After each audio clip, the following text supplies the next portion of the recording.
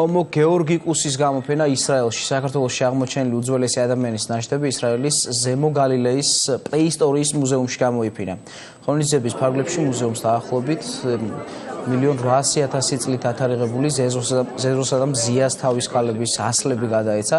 ასევე საქართველოს ეროვნული მუზეუმის დირექტორმა დავით ლორთქიფანიძემ თელ ხაის აკადემიურ ინსტიტუტში ლექცია წაიკითხა. ღონისძიება ქართული კლასიკური სიმღერებით ახალგაზრდა ქართველმა მომღერლებმა კრისტინე ჯაფარიძემ დახურა.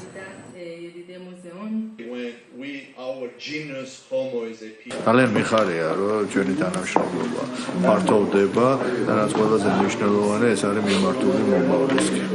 წარსული შემსავლელი მეცნიერებები ემსახურებიან მომავალს და ძალიან მნიშვნელოვანია, რომ საქართველო და ისრაელი იყვნენ ძალიან მჭიდრო პარტნიორები ყველა სფეროში და მათ შორის მეცნიერებაში. ეს კიდევ ერთხელ ცხადყოფს თუ რა აქტიურად ვითარდება ურთიერთობები საქართველოსა და ისრაელს შორის და მათ შორის რა თქმა უნდა ამ თანამშრომლობაში გარკვეული წილი უკვე ეთმობა თანამშრომლობას მეცნიერების დარგში.